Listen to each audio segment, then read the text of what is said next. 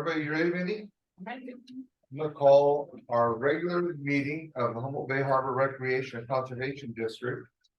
Today is December 14th. It is 6:01. At this point, I would like to call us to order with a roll call. Commissioner Newman. Here. Commissioner Coleman. Also here. Commissioner Benson. Present. Commissioner Higgins. I'm here. And President Dale. Yes, I'm here. Sebastian, would you start us in pledge?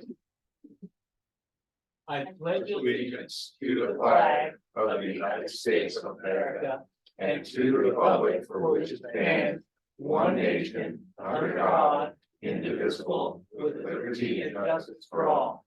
Thanks, report on closed session. Yeah, there was no reportable action taken during tonight's closed session. Thank you. Thank you. Okay. Public comment. At this point in our agenda, we allow for people to comment on items not on our agenda. If you have something that you would like to speak to that is not agendized, please step up to the podium, state your name and where you're from, and speak away. Todd Ranke, Woodley Island Marina, Fields Landing Shipyard. Wanted to take this opportunity to meet with you guys and to express my joy in your choice of a new executive director. And I think under Chris's leadership, we're going to see a huge change in a lot of things that mean a lot to some of us. And thanks, guys. Appreciate everything. Thank you, Todd. Thank you, sir. Thank you, man.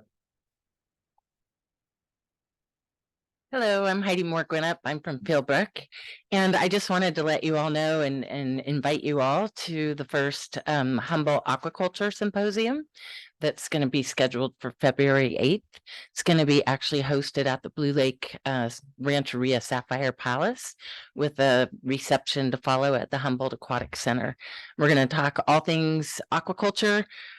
Chairman Dale, we're going to potentially ask you to give a little history of aquaculture on the Humboldt Bay. So we'll be outreaching with more, but you're all invited, as well as folks in the room here, because we've changed our venue. We have much larger capacity, so it's open and free to the public. And I want to acknowledge that there are several sponsors that have helped to make this happen. Lost Coast Ventures Humboldt, Cal Poly Humboldt, College of the Redwoods, RWE, Vineyard Offshore Wind, Crowley Wind Services, Blue Lake Rancheria, and Ag Credit, Green Diamond.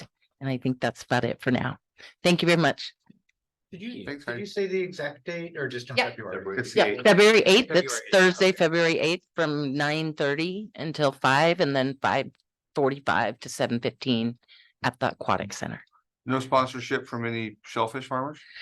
You know, Sorry, I'm not. we are open to sponsorships, and if anybody would like to, you can catch me. We haven't asked specifically because we're trying to keep neutrality with the conversation. We actually want to have a conversation about how offshore wind and aquaculture might, with intentional planning and forethought, could potentially coexist. So anyway, if anybody wants to contribute dollars, I'm here. Hi, Commissioners. My name is Bill Rich. You saw me a few months back with regards to the Mad River Slough Shellfish Farm. Thanks again for your early support on that project. Thought I'd give a quick update. Kim and I have received all of our comments now from various agencies, so you could imagine. And we're really pleased that our comments are not just crazy. They're actually, I think, something that Adam Wagshaw and I and Kim can answer. So we're really pleased to come and report that to you. We're really hopeful we can turn our pumps on this spring and be in production this summer. While I've been helping Kim do this permitting and getting ready for the farm and all that, I've just learned so much. It's just a whirlwind of things happening all around us. I'm not so sure if you're familiar with the big lagoon project going on Fish and Wildlife Project property just next door to us up in Mad River Slough. They want to breach the dike and start flooding in some tideland there. It's this old DeMello property that was, maybe you remember, sold to Caltrans. Caltrans couldn't do some work there, and the Fish and Wildlife took it on. And so now we're faced with all kinds of questions here so does the Harbor District have any jurisdiction on a project here up in Mad River Slough Fish and Wildlife are doing? We met today with Cashel and Connor Shea and Andrea Prickert and starting to talk about turbidity and all the kinds of questions Kim and I are going to have with regards to our intake and putting that water across larval oysters and clams. We're optimistic this is can be done well, but we're concerned and so I didn't realize going into the shellfish industry here how much is going on around that and although we may be successful in what seems to be a crazy permitting process, that will be the least of the problem. I recall when my wife and I got married, that the stress of just getting married, of putting a wedding together, that seemed like that was everything, but really it was this last 25 years that have been, so here we are in that realm. I think that we've talked a lot about offshore wind, the potential problems with boat traffic increase that we're hearing is going to happen with offshore wind is another real kind of killer for what Kim and I are trying to do.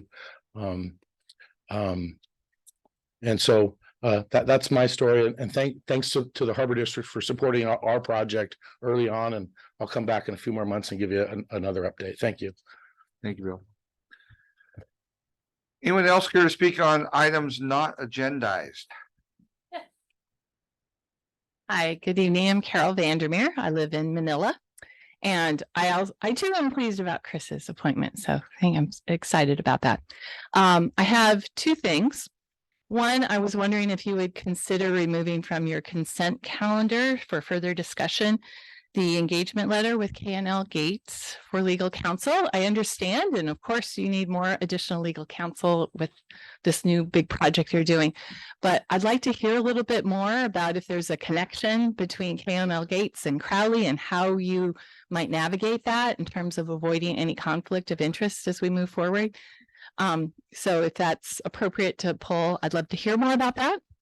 I have a second item not on your agenda that I would like to bring to your attention, which hopefully you're all aware that the Humboldt Municipal Water District is planning a very major, they're calling it maintenance of the water line 4 miles along the dunes, but they're going to, they have put forward an EIR to do some major disruption in the dunes. And part of the reason for that is to service future, wind development, as well as Nordic aqua farms. And I just want to be sure that the Harbor District, since you're tied closely with that, are looking at all the different options. I know there could be some costlier options rather than replacing the pipe that might have less of an environmental impact. So as you know, a lot of us are interested in mitigating and being sure that the environmental impacts due to this development are really closely looked at. And so I just want to be sure that's on everybody's radar and maybe bring up for future discussion. Thanks. Thank you, Carol. Anyone else care to speak on items not on our agenda tonight? All right. Oh. Anybody? We're going to move on to the consent calendar.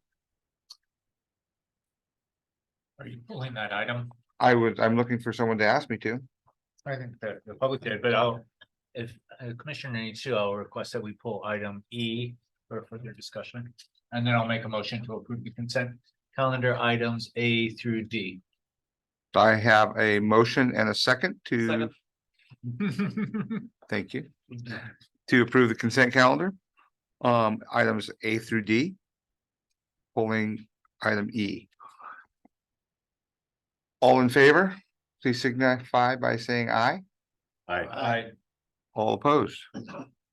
Motion passes. At this time, can we get a rundown on item E?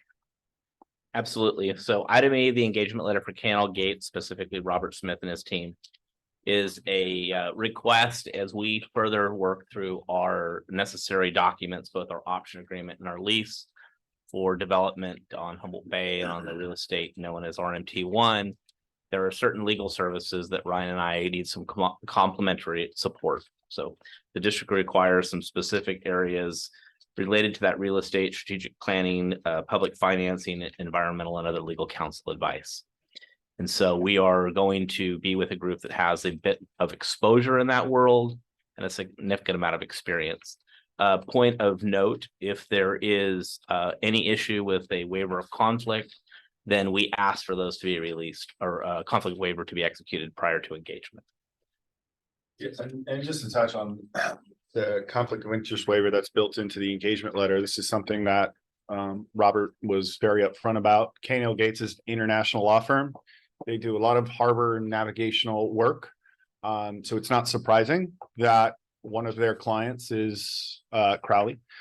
But our team that will be working, one is Seattle, one is in San Francisco, and I believe the other is in Texas, have never worked for Crowley. And law firms, as a matter of professional and ethical obligations, have shielding obligations to prevent any confidential information of one party from being available to other attorneys within the firm that are working for a party. They don't represent Crowley on anything related to the Harbor District. All of their work is primarily relating to Crowley shipping work, and so they would not be able to represent us if they also represented Crowley with respect to Harbor District matters. And because there is no overlap ethically, they're able to do it with informed consent from each client. And so the board, by approving the engagement letter, would be approving the waiver of the potential conflict of interest, and Crowley has approved the same. One other note, just respect to the agreement. We are still working with Robert, and Robert has gotten approval from his managing partner, but still requires approval from his CFO to defer 50% of their monthly billings for a 3-month period. And then that deferred portion would be due and payable, and then to do the same again. We asked them that primarily to help with cash flow in the early months while we pursue approval for legal fees to be covered by some of our awarded grants, which will significantly help us because experience at this level is not inexpensive. And he's already discounted his rates significantly from what they are in the private sector.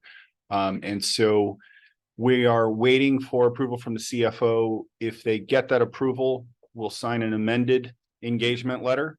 If they don't get that approval, then we're asking for your approval of the engagement letter as written and in the packet.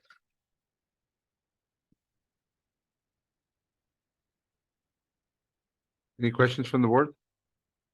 I'm going to make a motion to let this business proceed. I'll second.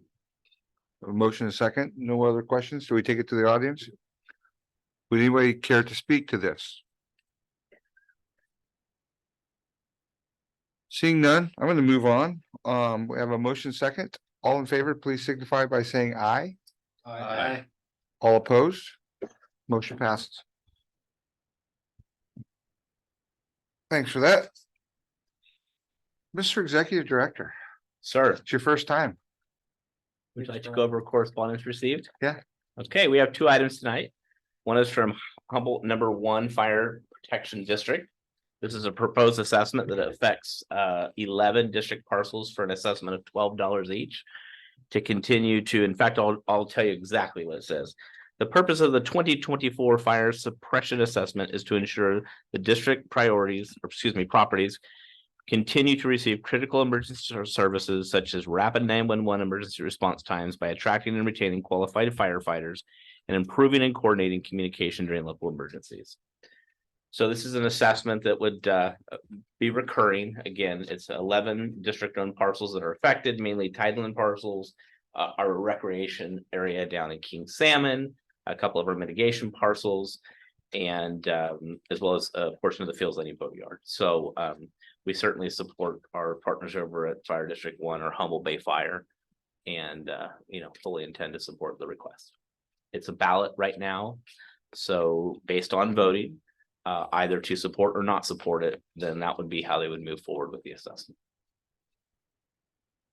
We have a second piece of correspondence, and that is from our district treasurer, Mark Wetzel. Mark is going to retire on December 31, 2023. Mark had 38 years with David L. Mooney and provided an exceptional level of service to the district. We typically have him here during the budget season. Mark's predecessor is, Mark's I don't know if successor is the right way to say it, but the young lady, Lindsay Grossman, who is going to be taking the partnership in place of Mark at David L. Mooney, has met with the district, possesses the qualifications for us to continue. So we'll be exercising a short-term engagement letter to complete the fiscal year, and then a longer-term engagement thereafter. So there's a little bit of work we have to do there. The district treasurer is hired when an appointment is necessary. And so right now we're under just a little bit of a changing of the guard, but the agency itself will not change. David L. Mooney.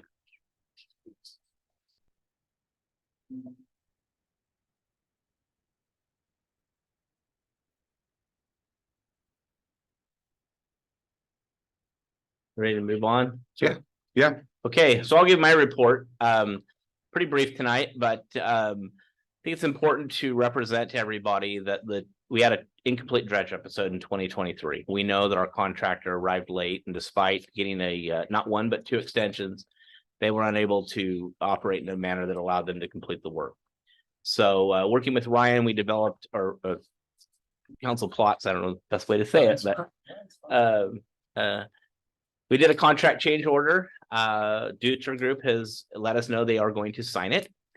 They, of course, have to review it internally and make sure it incorporates the data in it that they need. But right now, the plan is that they will return and complete the remaining sediment removal in the 2024 work window.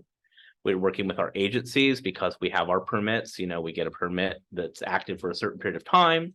Then each year we have to write a dredge operations plan, and that dredge operations plan is submitted to the Army Corps of Engineers. Has a quick look at by EPA, Regional Water Quality Control Board, and the California Coastal Commission. And so all things look good. We have made a specific request that they return in the beginning of the dredge window, that they cannot delay and return to the end of the dredge window. We've made payment on the performance to date. The retention is 10%, so there's a large retention that has been retained in the district. We also have the sureties in place through bonds and whatnot. So if for some reason we don't receive that back, we'll bring further notice back to the board. But I think the report next month will be that we're able to get that change order approved. So do we have to pay the mow costs next year? Right now, there is quite a bit of money left in the contract for MOB and DMOB. So they bill us a portion of, not quite ready to report on it, but it's likely because we had a lot of excess sediment occurring. We will be doing some dredging next year. More information to come on that. That might be related to Cal OES and FEMA, but we have to be very cautious in our procurement that we keep those separately. The city of Eureka does need to dredge still. They wanted to dredge with us. They weren't quite able to be on the contract or the calendar rather that we are. It was an emergency for us to dredge. We had to get our work dock open. And so we were able to dredge breakwater A, B, C, if you will, which is where the work dock is, and get our larger fishing vessels moving again. We do have some other areas in the marina where that's not the case, and we have people that are cooperating on playing musical chairs with some of the slips. We have some of our liveaboards, our sailing vessels, who are patiently waiting for their turn because tide dependent is when they can get in and out. So at this point in time, we could be exposed to a CPI increase or a raw cost increase on MOB and DMOB. That's the discussion, and that's what we expect. But I mean, they didn't back. MOB a lot of times is a big percentage of this. Absolutely. They didn't make it. Nope. And so, and they gotta own that. Yep. At any rate. Thanks. Absolutely. No, we're very focused on that piece. And so that's a big part of our negotiation. Right now, things look really well for a cooperative effort. So I'm going to try to keep it as positive as possible. We purchased land from the Samoa Pacific Group, which is immediately to the west of Redwood Marine Terminal 1. There was a delayed delivery for parts of that because it was a staging area for some of the issues or construction matters occurring in the town of Samoa. So that delayed acquisition is now complete, and that land is completely in our hands. We're in the process of getting lease documents because there is one tenant in place, and our staff is putting up the required notifications regarding trespass and other things related to the property and our ordinances. Commercial crab season remains delayed. It's appearing that it might open in January, but perhaps one of our commissioners will give us a little bit more input on that soon. I think he's coming up here. Bar pilots, we are having some port meetings with some of our stakeholders. Obviously, this continues to be an item of great concern to us. So I want to let you know that those are continuing. We are recommencing our series. We have a working group or a subcommittee related to our bar pilots, working very closely with our local friend and shipping agent here in the area, and our 2 current bar pilots and those people that are in the program. It's very important to note we have one person that is progressing very well through the program. We're excited to be here, and so we want to make sure that we're continuing to engage well with him. Tomorrow we have a closing for recruitment for a harbor worker 1, 2, or 3. We have 2 positions we could hire for. They could be any of those based on qualifications. That recruitment closes tomorrow, so we'll be excited to begin interviews next week. And probably the most important thing up here is Santa Claus is coming to town. The Salty Santa Parade is occurring Saturday at 10 a.m. And shortly after the parade, we usually take 2 passes up and down. You can have your picture taken with Santa at the Mattocket dock, the C Street. So that's my report. Rob?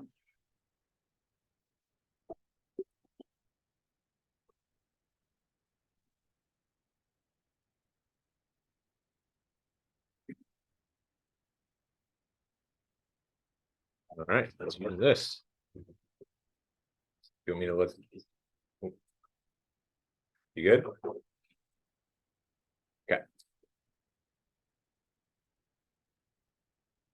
FYI, the Nordic Outfall Coastal Development Permit was approved by the Coastal Commission this past November. And the appeal of the terrestrial coastal development permit was denied yesterday by the Coastal Commission. So if you recall, the county approved their coastal development permit for terrestrial development. That approval was appealed to the Coastal Commission, and the Coastal Commission denied to hear the appeal. So that's a good thing for the Nordic project. And then the Nordic project and the related intake permit, currently in the process still of the incidental take permit, 404, 401, and coastal development permits. So those are all still in process, but going well. I attended a meeting. It's Friends of the Dunes project, Humboldt Coastal Resilience Project. There's just a description of what they're doing, but it's mostly looking at sand movements from say the mouth of the Mad River down to the mouth of the Eel River. So very interesting project. I can keep you updated as that progresses. And I presented last week, I think it was, at a conference in San Diego on offshore wind. And then Chris and I both attended a regional sea level rise coordination meeting hosted by the county, which there are multiple sea level rise coalitions occurring concurrently. But that one was a very productive meeting. And that is my report. Thanks, Rob. Mindy, you got anything? District Council. Nothing for me.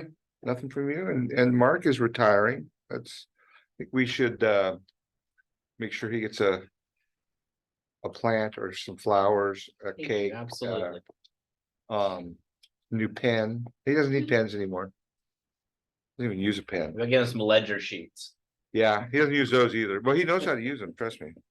All right, commissioner reports. Mr. Newman. Commissioner Newman. Well, our new executive director led off that I should talk about crab season a bit, I suppose.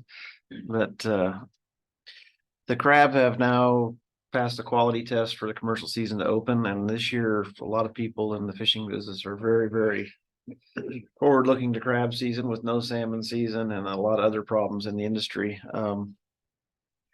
The possibility of whale entanglements is still delaying the possibility of the season opening. The way I read the email I got from the Fish and Wildlife Department pretty much stated that it's still closed indefinitely pending a whale abundance survey sometime next week. The area north of Southern Oregon up to Newport, Oregon is going to open on the 16th at midnight. I think they're setting pots now up there, so there should be crab on the market. Otherwise, I believe recreational crabbing is going to be allowed for pots starting Saturday. I think recreational opened up beginning in November. Well, they closed it for pots, Oh, for rings pots only. Okay. I think rings. Now you can use pots again on Saturday. I'm not exactly sure, but don't take my word for it. But Yeah. funny, Greg. Anyhow, that's about all I have to report. We just hope everybody's safe this crab season. Thanks, Commissioner Newman. Commissioner Coleman? Thank you. Been participating in various subcommittees with district staff and have been very excited about transition. Chris coming on as executive director and met a number of times, and I think have great things planned for the future. So looking forward to that, and with all staff. And so yeah, not a whole much else to report. I had one failed attempt at recreational crabbing this season so far, but plan to try and do a little bit more of that. And also went for one of my walks along the Bay Trail this morning and saw two little foxes hanging out over by Blue Ox. So that's my wildlife. Please, Commissioner. Sure, it's very short. I just want to report to the commission that I've had some ex parte communication with Core Hub, just learning more and as much as I can about community benefit requests by the Core Hub. I also met with Amy Manier from Crowley as well, getting more perspective from Crowley. And I also attended on via Zoom the Humboldt Coastal Resilience Project, and that was very exciting to me to see the results of almost a decade of monitoring of the dunes and looking at the sand outputs from all of our rivers and looking at the fine sediment outputs into the bay from the subwatersheds. And it's just a very interesting balance of sediment circulation, both from the ocean and from the subwatersheds of Humboldt Bay, and how they interplay is it's really interesting to me. I nerd out on that sort of stuff, so that was great. Inexpensive. Yeah, from our perspective. Greg, yes, sir. May I have the floor? Please, Patrick. This little study showing that the jetties are blocking the sand onto the beaches to the north is very interesting, and should precipitate a change in the way that we take sediment to the hoods. Now it seems that it should be entrained in that littoral cell. And I go to the mouth of the Mad River, and the dunes have been retreating. I didn't really think of it in a connected way, but I was just kind of going, this must be like galloping climate change, because the dunes are constantly vertical and retreating episodically a great distance. And so this has bearing on the Harbor District's business, because we also have sediment that could be put into the littoral cell, like in Santa Cruz. If we were able to pump it into the surf from our enterprises here, it's so much more energy efficient. Now it turns out geologically it makes sense. So I hope that, there's been a lot of resistance to this idea, but reusing the sediment, since there is very little pollution in terms of the sediment that's deposited that we're getting rid of at the marinas, then that could be a beneficial use offshore and slow the onshore advance to the ocean. There's more Chinook salmon in the Eel River than since before 2018.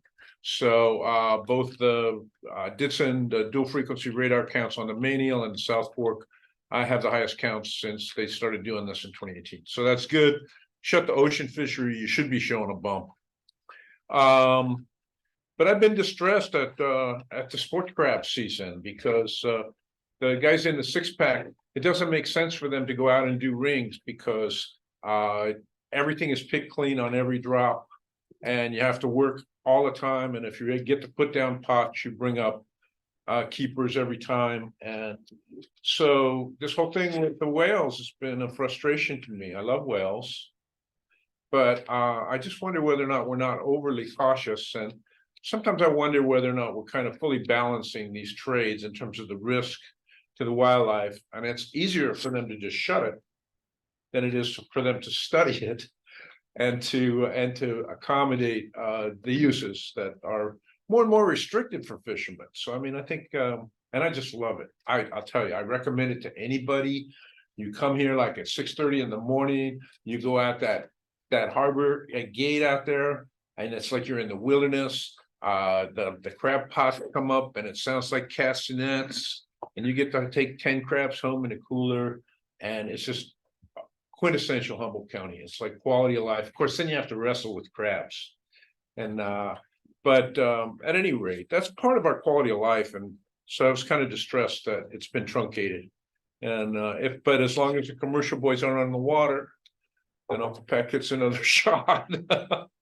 But at any rate, thanks for the license, Craig. Thanks, Mr. Curlis. Can I forgot one thing. Please. Real quick, How many crabs did you catch? I don't want to talk about that trip. It ended up being an expensive trip for me.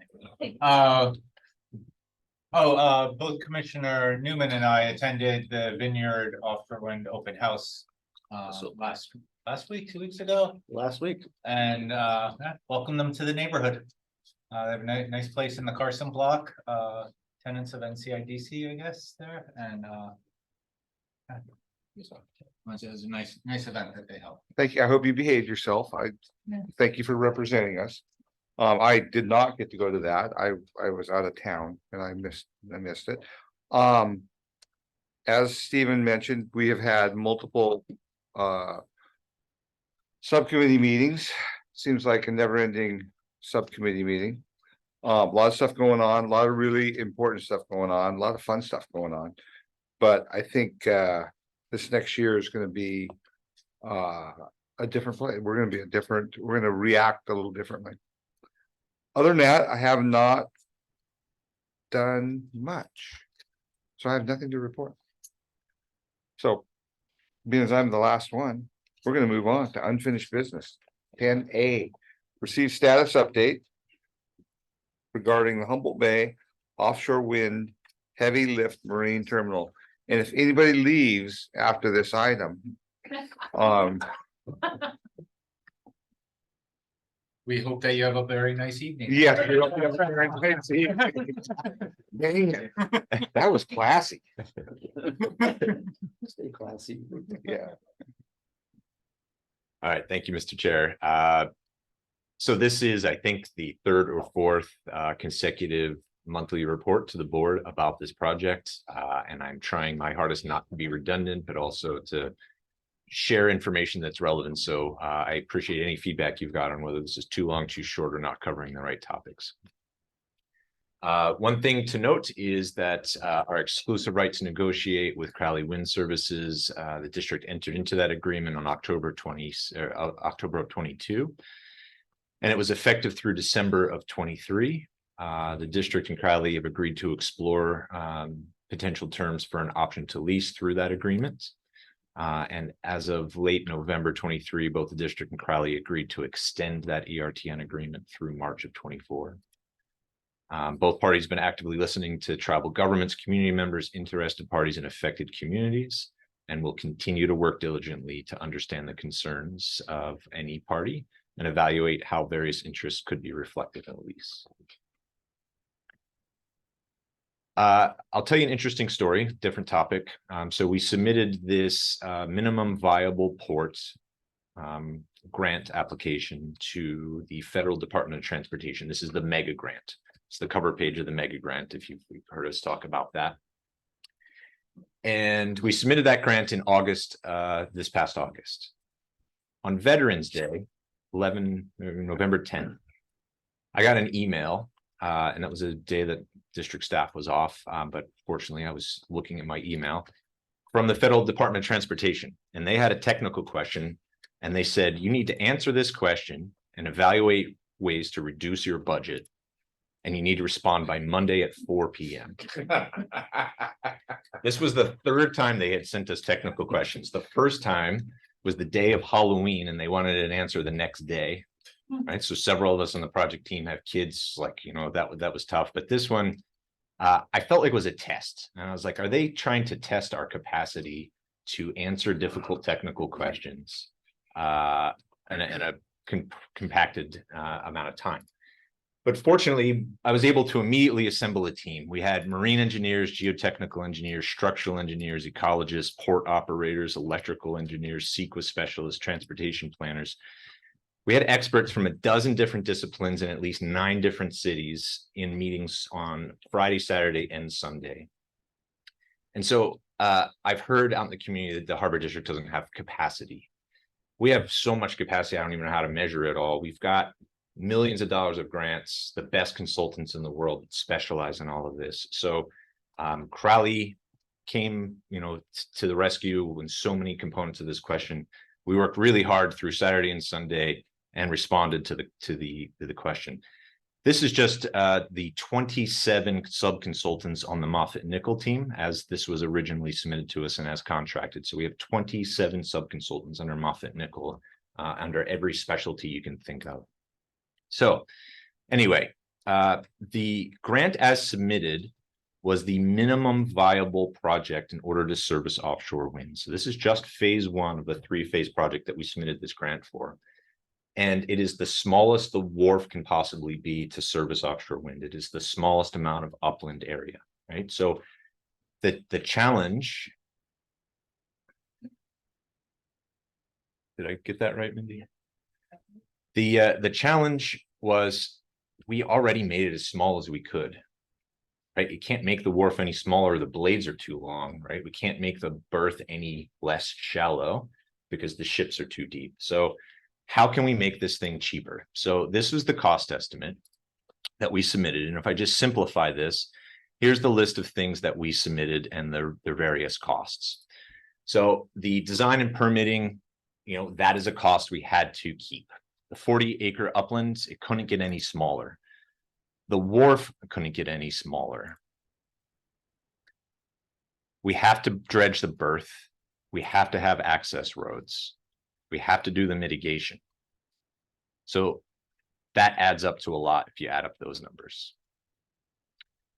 Technically, we don't have to have an eco shoreline in order to make this project work.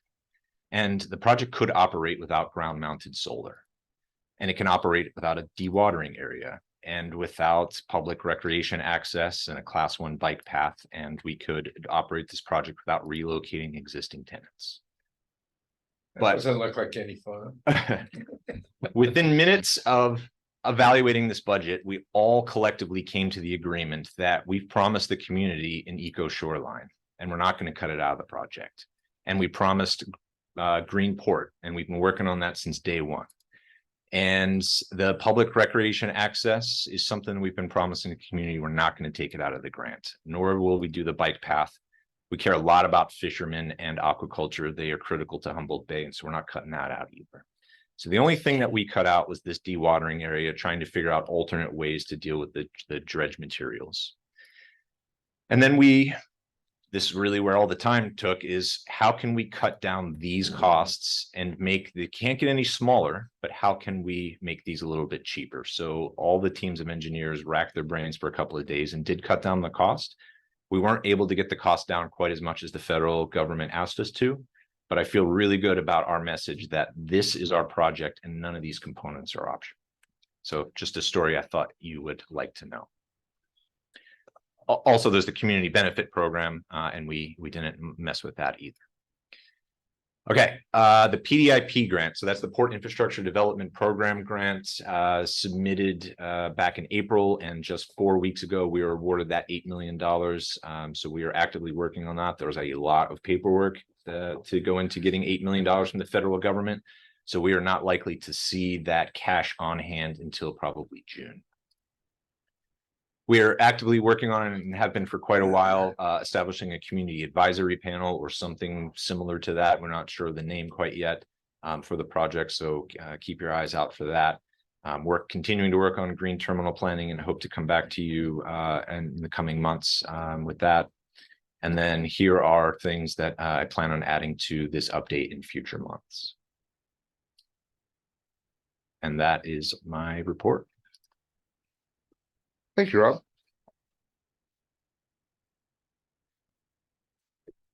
So any questions from the board? Good job. Excellent. Yeah, thank you for being part of the subcommittee. It's hard not to ask questions and already know the answers to this. Please, though. Other commissioners and the public. There's responses later. Okay, I'll give you a second chance to ask questions if you feel there's clarification. I'll interrupt you anytime I want to ask a question. Okay, Pat. So I'm going to see Mr. Newman, Commissioner Newman. Yes, Any questions? I'd like to hear what the public has to say about the status of the project. All right, so I'm going to take it to the audience. Please, 3 minutes, ask away. Or comment away, sorry. It's not a question and answer segment, but it is a comment section. All right. Thank you for all your work. Congratulations. Give us your name and where you're from. Director Just so we- Nicholson, Lonix Landry, Eureka, California. Thank you. So I've been encouraging our crew with the Core Hub to put our desires and wants out there so that no one can misinterpret or say that we're spreading misinformation or anything like that. Put it all out there. And I believe that you caring folks with our caring folks that we will agree on a lot of those things. Where they sit, where's the best appropriate place for them to exist and whatnot. That to me seems to be where the conversation would be about. And so I ask again that you all help us in that. And perhaps we can help you with some of those things, dealing with feds and others, and how can we get to a place of partnership to make sure that our community is protected. And if our president promises to read those terms, then I'll stop talking right now. Oh, absolutely. Thank you, sir. You can bribe publicly. Yeah, but yeah, is there any monetary value in not talking anymore? There must be somewhere, at least for me. Heidi Moore Gwinnett, Fieldbrook. I just wanted to bring attention to a research scholarly activity that 2 of Jana Gagnon and my fellows, one from the West Coast Ocean Alliance and the other from the Department of Energy, have been working on. We gave them the task to do exploration about a feasibility study regarding Greenport.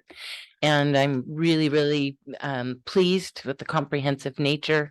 They've even distilled it down to manufacturers, equipment types, costs, looking at applying an economic formula to forecast potential economic savings in the future.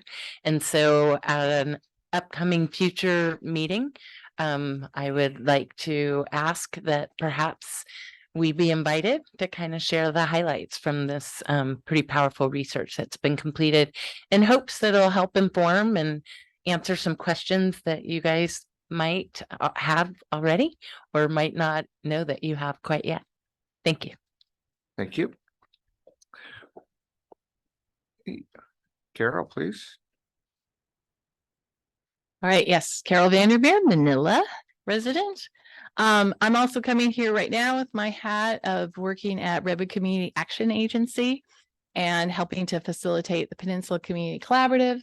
And we recently had a great meeting out at the Fairhaven Fire Station, targeting, inviting folks from Samoa and Fairhaven. And we had about 30 people crammed there. And part of our purpose was not only kind of reviewing some of our activities with the collaborative, but also focusing on understanding what the community's interests are, their concerns, their needs, what they want to know more about with the port development.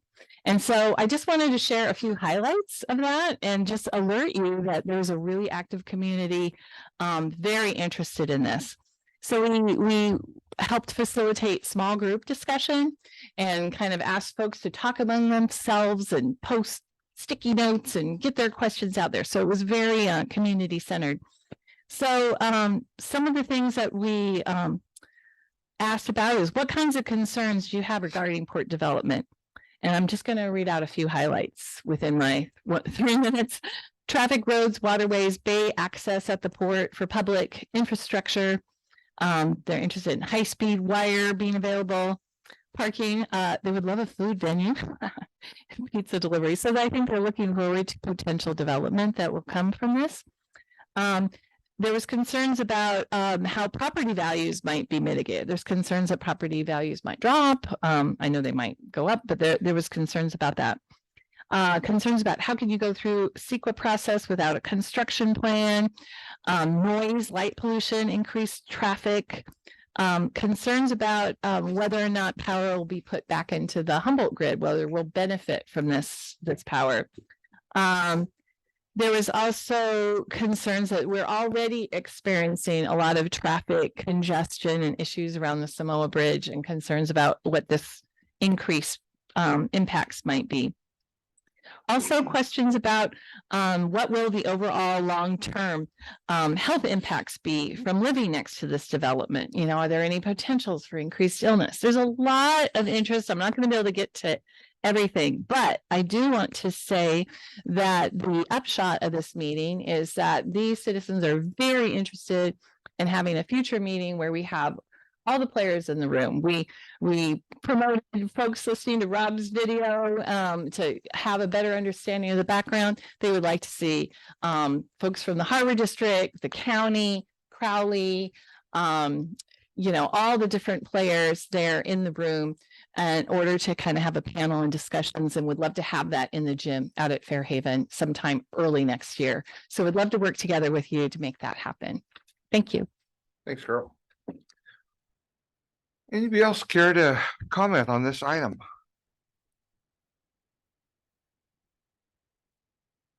Hi, Kimberly Rich from Eureka, also here for Mad River Slough Shellfish Nursery.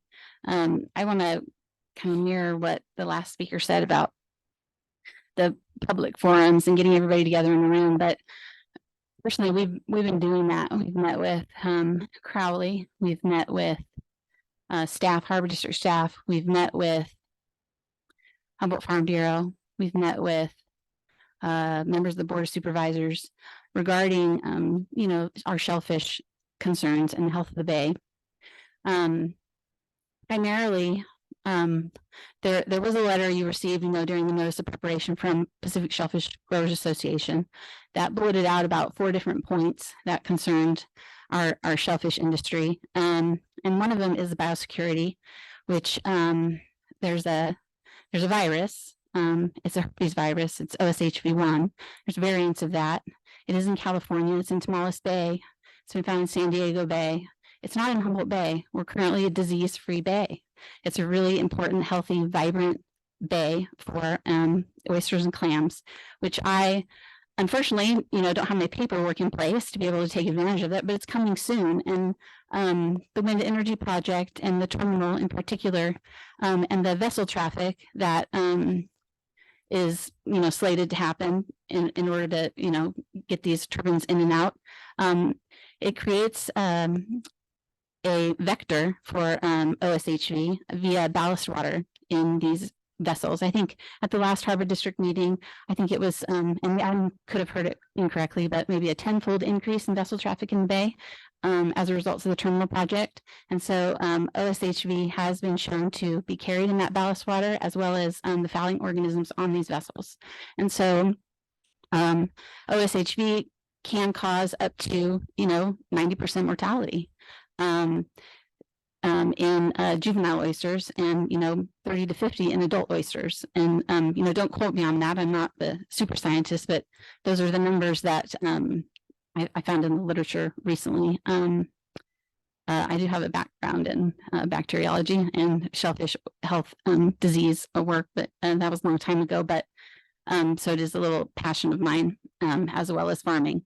So I just want to make sure that the Harbor District and you as our commissioners are aware. I know Rob and Chris, we've talked to them in one meeting. We have another meeting coming up with the shellfish growers and our seaweed growers in the bay as well in January. So just want to make sure you know that that could wipe out the industry in Humboldt Bay. Thank you.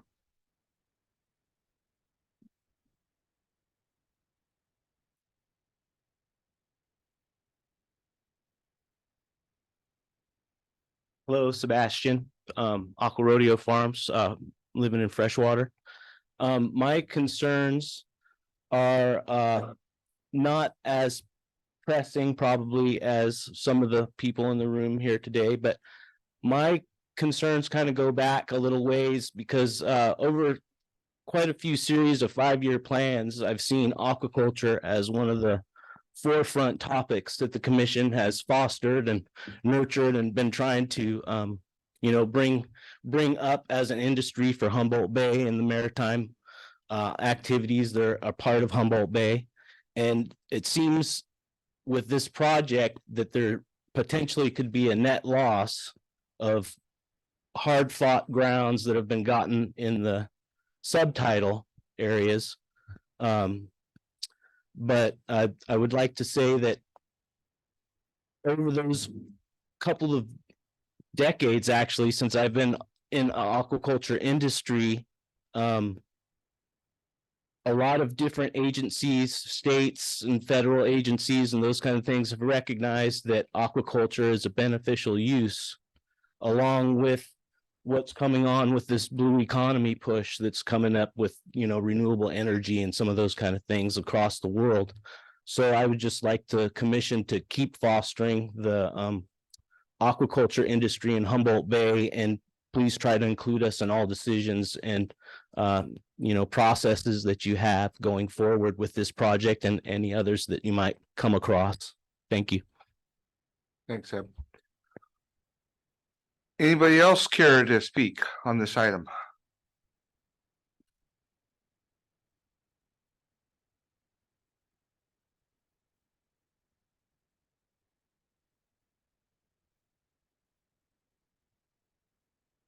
Bill Rich, I live in freshwater, but speaking on behalf of Mad River Slough Shellfish Farm, I think this OSHV1, this herpes variant, is a big deal, you guys.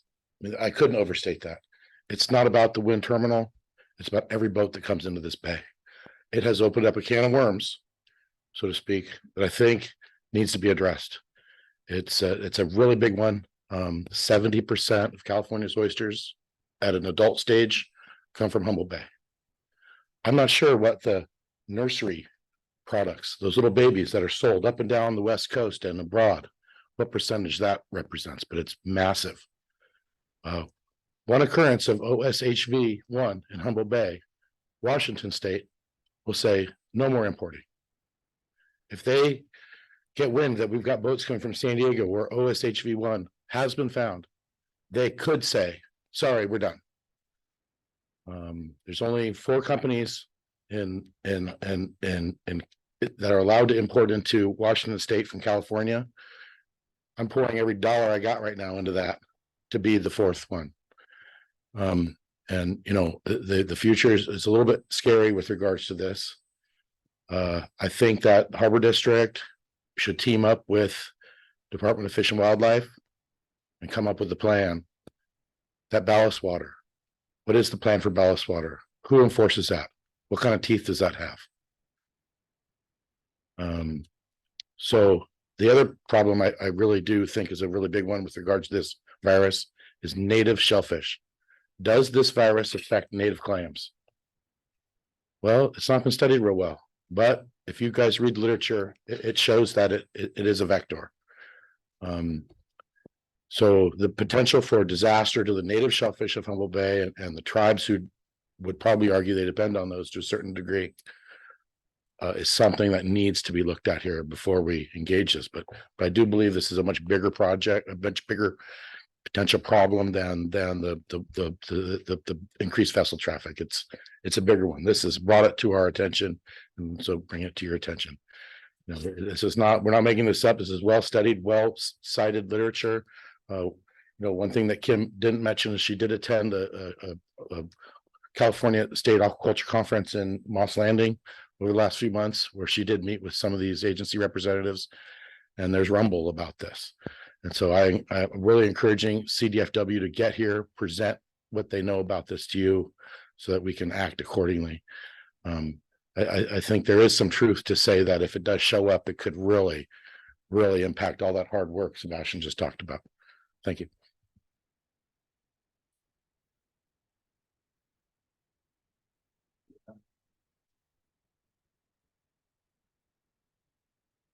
Hello, my name is Tori Polizzi, Eureka resident. I'm with Sunken Seaweed.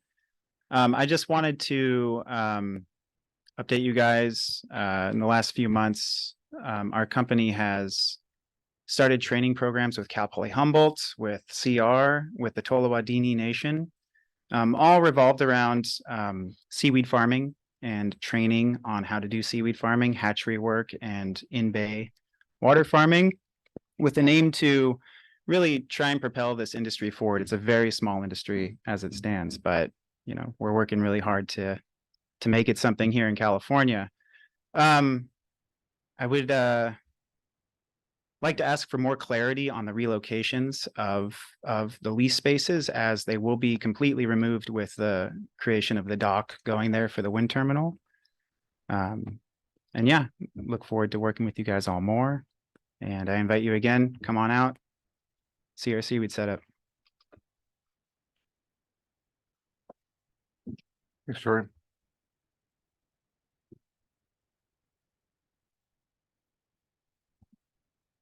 I'm Mika O'Hurley with Selkie Land and Sea, a tiny seaweed farm. I have some concerns about cleanliness, and I pay to get everything tested. It's expensive. I'm backed by a Discover card. I have no major funding or backing. I'm anticipating that I'm going to have to test a lot more. I have experience in urban agriculture. I've farmed in brownfields, and I've had to figure out what to do with toxic produce. If that happens, if toxins are stirred up, especially dioxins, they find their way into our vegetables. Like, who's responsible for that? It's a concern that I would like to talk about in the future.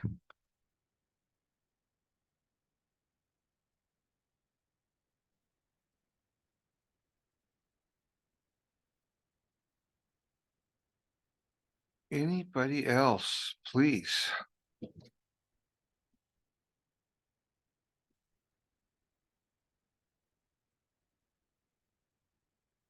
Hi, everyone. Matt Simmons, Environmental Protection Information Center.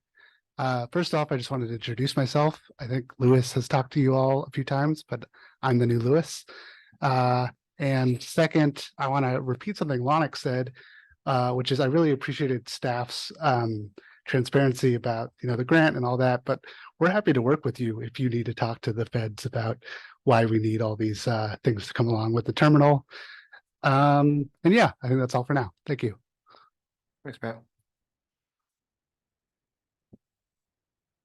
Anybody else care to speak?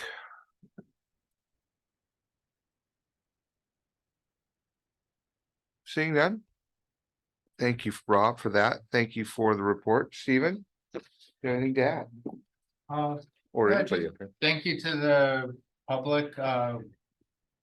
We hear your concerns, your concerns about ballast water and potential harms to shellfish is extremely concerning. And I think that, we have to work together to find ways to mitigate for this. I'm gonna sound like a broken record, but I guess I'm gonna continue to do that for probably a few more years, and I've done it for a few more years. We're in a climate crisis.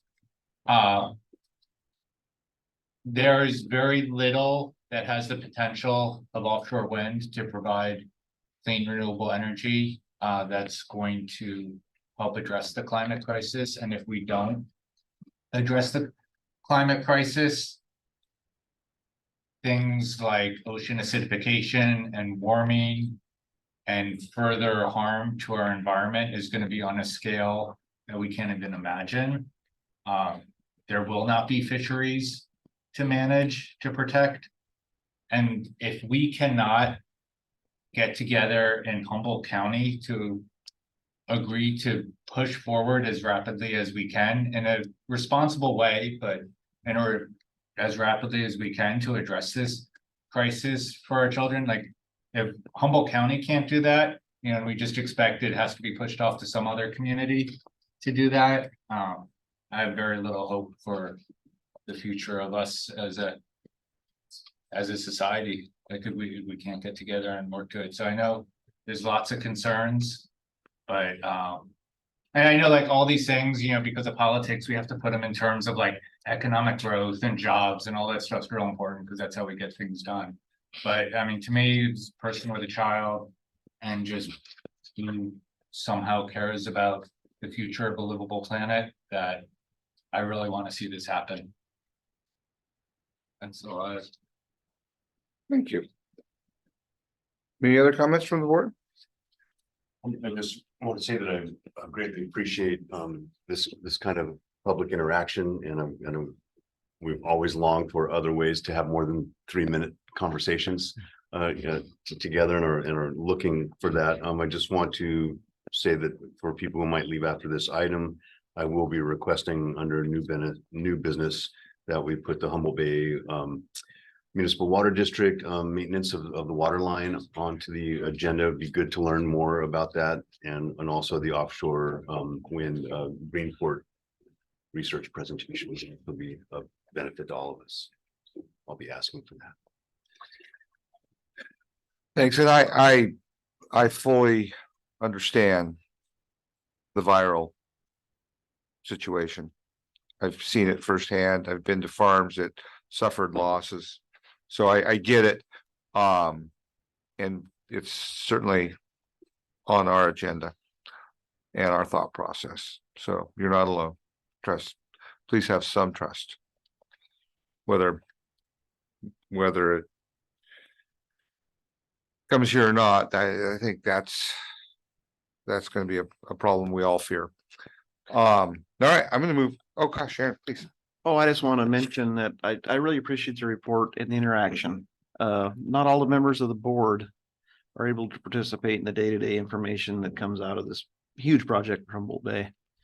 And this is where we get that information. And it's a lot of these things the first I've heard about tonight.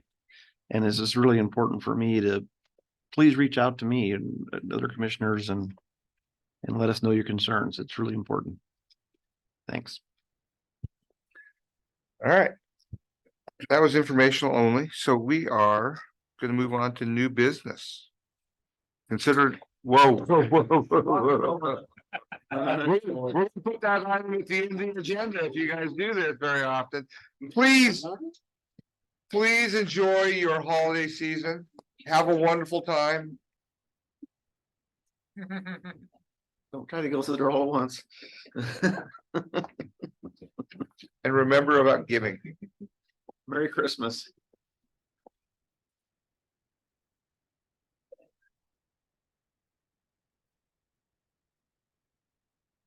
All right, moving on, new business. Hey, consider adopting resolution 2023-23, a resolution fixing the employer contribution under the Public Employees Medical and Hosp Care Act as an equal amount for employees and annuitants.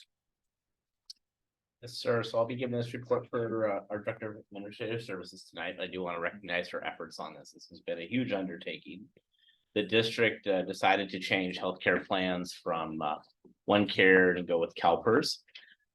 And part of this process has been multi-stage, a lot of moving pieces, and there's been a great deal of hours that have gone in from staff, specifically our Director of Administrative Services, to carry this out in not only the most expeditious fashion, but in most importantly, an accurate and fair fashion. So this particular action here adds board members. Board members are to be eligible for the health insurance through this plan for themselves. There isn't the option to include others, but the original resolution did not include board members. So this action is to correct that clerical error. Thank you. And board and staff recommends adoption. Do I have a motion and a second? I'll make a motion to adopt resolution 2023. Yes. I'll second. I have a motion and a second. Any discussion? Yeah, I'm curious, Executive Director Mickelson, what's the additional cost to add board members? I'd like to have an idea of that. It's a little bit more than just that, because there's a kind of selection process. I see. So we'd have to go through that process, but we can add, we bring that back at a later date. And there is a bit of a scale in terms of what those values are, but the minimum plan is for an individual starts somewhere approximately just under $900 and goes up to as much as $1,300 or more. So, but again, keep in mind, these are affected by a number of things, so it's not an exact quote. The district is only covering the 85% of the average between the first goal and first plan. I would say that it does for the staff members, so that's about $947. Thank you. Any other questions? How come we don't have, we really should have a better medical system, where the government covers it. Just like this game with the insurance, it's bankrupting individuals and it's bankrupting, this is really. Sorry, Greg. It's a troubling trend. Yes. Okay, I was almost gonna give the same speech, Pat, so we're on the same. Well, I can't run out of gas. Go ahead and take the baton. No, Steve. listen, the way we treat medical insurance in this country is ridiculous, and the way that then small districts like us or employers or individuals that need to bear the brunt of it because the way that we do things, but I think, this is gonna help some people. It's I support it. I as well.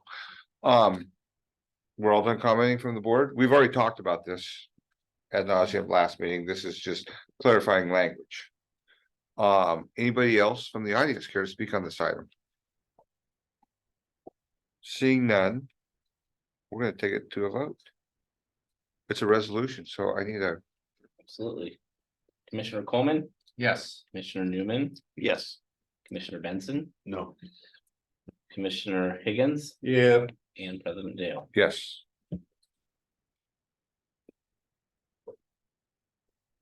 All right, motion passes unanimously, or 4-1. Consider adopting resolution 2023-24, a resolution fixing the employer contribution under the Public Employees Medical and Hospital Care Act at an unequal amount for employees and annuitants. so move. Second. Explain this one. Sure. So this is really a matter of form. This takes what was adopted at the prior meeting and puts it in the appropriate administrative form for the purposes of CalPERS. Makes no changes. It's simply a restatement of what was approved by the board prior. Any more discussion? Any discussion from the audience? I'm gonna bring it back. This is another resolution, please. May I clarify the motion was from Commissioner Newman? No. Patrick. Patrick, okay. It's me. Second was. You can tell how enthusiastic it was. And the second was from? Commissioner. Okay, thank you. I got those backwards, my apologies. Okay, so Commissioner Higgins, Yeah. Commissioner Newman, Yes. Commissioner Coleman, Yes. Commissioner Benson, Yes. and President Dale. Yes. All right, motion passes unanimously. Okay, Moving on to consider awarding a contract with SHN for design and construction services at Fields Landing Boatyard. So move. Second. He better be here with a PowerPoint. no PowerPoint. This is an item that was approved through our budget process. We went over this quite extensively in our budget slide period. To put it simply, the Fields Landing Boatyard is a unique beast because we work on boats, and so we're grinding metals. We have anti-fouling paint. There's automotive repairs that occur in terms of the repowering of the engine of these vessels. So we've been in exceedant status on zinc and copper for a period of time. We've tried a number of on the surface type methods to bring those numbers down. We've been unsuccessful. We do move the numbers, but not to the degree we need to. Recently, I have an ES or an exceedance report on my desk right now for iron. So back in our budgeting session, we budgeted a considerable sum of money, $200,000 for us to start taking care of this item. And so what we're asking for is approval of the contract that would commence the design and construction services at Fields Landing Boatyard. So we could take the existing data, analyze it in the detail necessary to put it into modeling for a system that we would purchase. The process would be that SHN will come up with the preliminary design and a final design, create a bid package that we can take out for bid. Once that is awarded, they would also provide the construction services necessarily to put it in place, ultimately test it, and then, from that point forward, once it's completed, hopefully finalized. The goal is 2024. Then we would get into a recurring management agreement from there. Perhaps some training from staff. I want to make note that we received some correspondence on this today. Each of you received it. I'm just going to read it briefly. This is from Humboldt Waterkeeper, Executive Director Jen Call. Commissioners, I'm unable to attend tonight's hearing in person and I'm writing on behalf of the Humboldt Waterkeeper in support of item 11C. Approve a contract with SHN for the design and construction services of a stormwater treatment system at the Fields Landing Boatyard. Is budgeted in the fiscal year 23-24 district budget. I apologize for the short notice. I was planning to attend in person, but came down with a cold. As you are aware, the copper and zinc exceedances and stormwater from this facility have been ongoing for many years. Although we'd prefer a shorter timeline to get a plan in place to protect the bay from these pollutants, we are pleased that this is finally moving forward after years of inaction. We look forward to seeing the plans to improve water quality flowing into the bay from the district's property. She wishes you all a happy holiday season and a healthy New Year as well. Our district engineer, Mike Fogan, is here. If there's any technical questions that you'd like to review.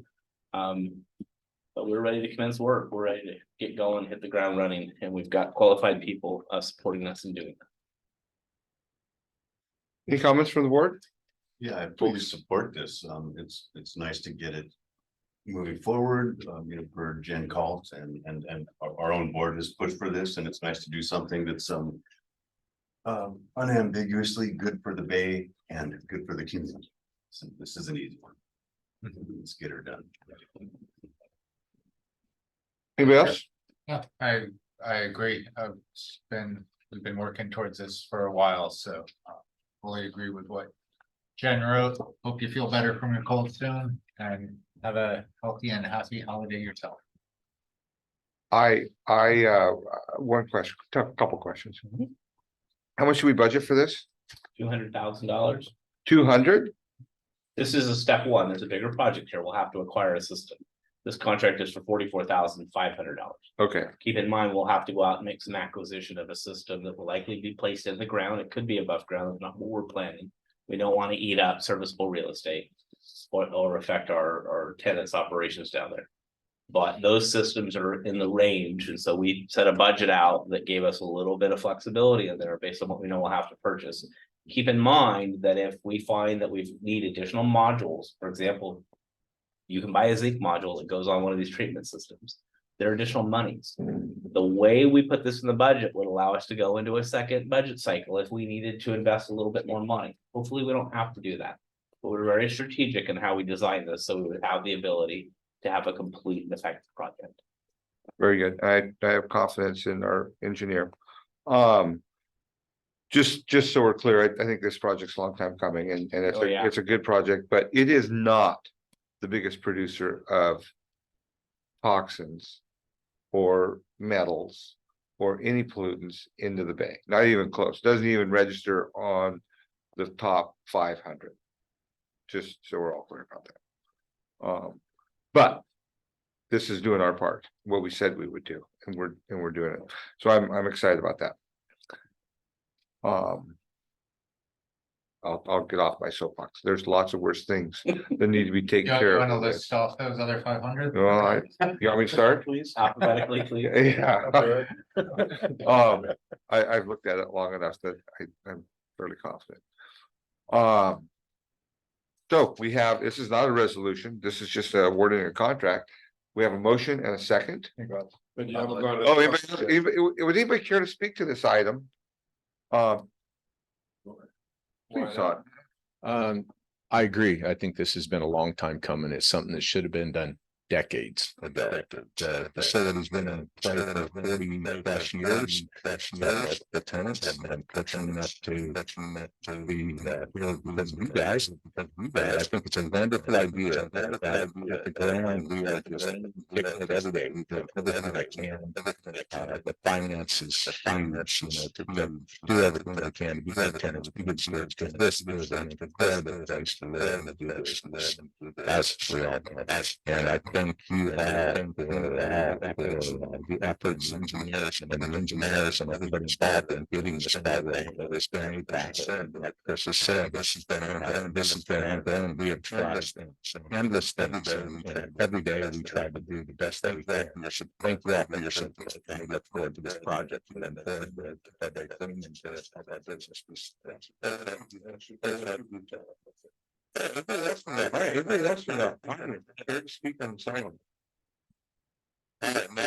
All right, now I'm bringing it back to the board. All in favor, please signify by saying aye. Aye. All opposed. Motion passes. Thank you. So, future agenda items. I have here on the bottom of this is a green terminal strategy. We will be talking about that in the future. Other items from the board? Yeah, and then just also maybe just asking staff to reach out to the Humboldt Bay Municipal Water District around the water line work that they're doing and either getting more information on that, or if it seems that if they have a presentation in the can already and they want to come and give it to us, I'd certainly be willing to hear it. Are they in Sequa yet? Yes, Okay. Do they? we just got the notice in the last 2 weeks, I believe. So. Might want to forward that to the board just so we can start paying attention to it. And not that I disagree at all, I agree with that, but how much of that work is within our jurisdiction? Zero.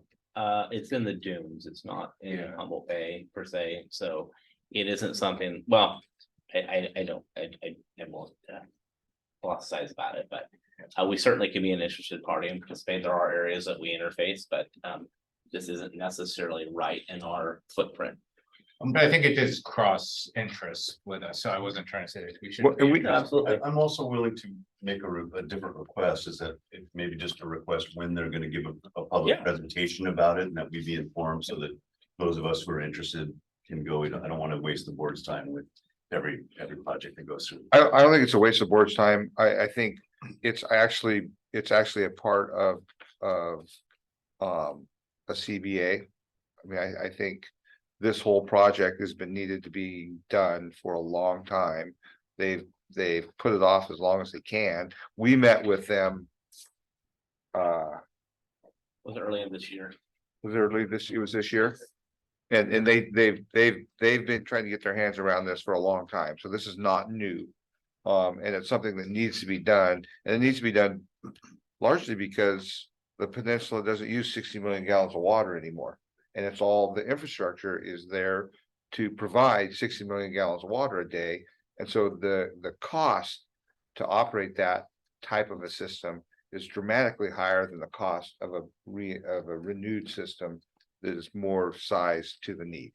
So I think there's a lot of things that they're gonna have a short-term impact on construction, but it's going to benefit the peninsula immensely. And so that's all a positive side of it. But I'd like to hear more about it too. And so I think that's a good one. The other thing is, I think we've got quite a few things coming up that we could get on the next agenda. As far as outreach, MMIP, what else am I missing? I've not seen the PCSGA letter. I would like to see the PCSGA letter regarding the virus, the herpes virus. I would also think that what Kim Rich suggested, that we should have some dialogue with Fish and Game about what their thoughts are in preventing that. It's interesting because there's far more shipping in ports that have direct contact with ports that have this virus. That, San Diego has it, but they can't find it again. They've had one touch. But Port of Seattle gets ships every day from ports that have the virus every single day. So Puget Sound, the largest shellfish industry in the country, Puget Sound, Hood Canal, get ships that come directly from those ports on a daily basis. So it'd be nice to get somebody in here to talk to us about that. Would you want that in a subcommittee or at a board meeting? I'd like to see the board level myself. I'd like to see it at the board level. I'd like to get the information to the people so they know that there's people thinking about it. We can talk about it. Right. It's something that staff is engaging very deeply on right now, so yes, the timing's perfect to bring this forward. We're not quite there yet. Seaweed. Huh? The relocation plan for the seaweed, I'd like to see that. Yeah, good, yeah, relocation plan for the subtitles, slots that we have, or subtitle acreage that we have, and then I think we want to be able to clarify and answer that question specifically, who does regulate and enforce ballast water exchanges and how that process works. I know it, but I'm not sure I would say it that's perfectly correct. So would that be the Coast Guard? Would that be Fish and Game? Would it be who? EPA? So I don't want to take away from Rob, but this is something we engaging with the aquaculture community. This is something we've talked with. I've met with Tori Polizzi just a week ago.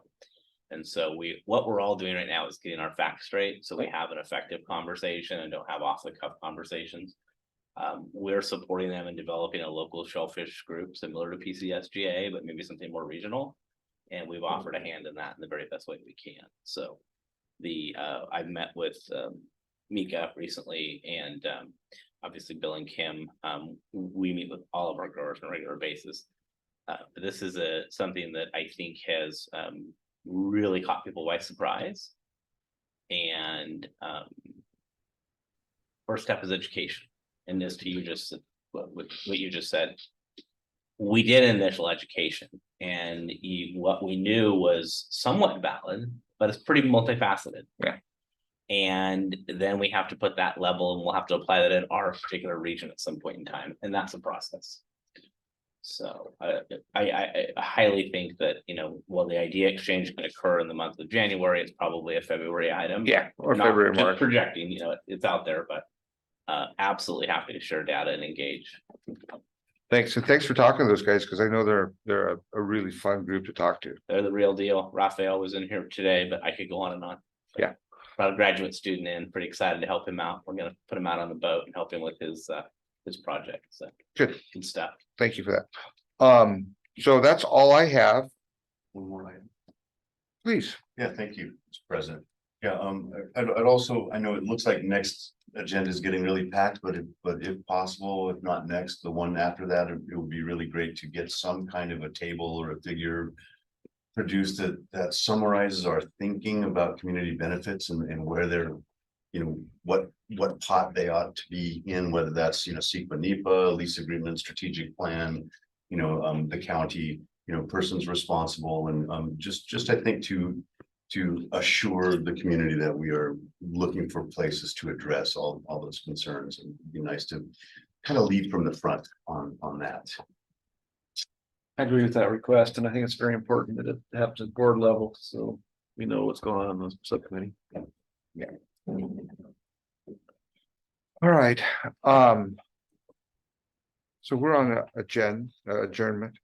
And I would like to wish everyone a wonderful Christmas, Hanukkah, holiday season, however you celebrate, please celebrate kindly and give to those less fortunate. Have a good Christmas. Have a good evening.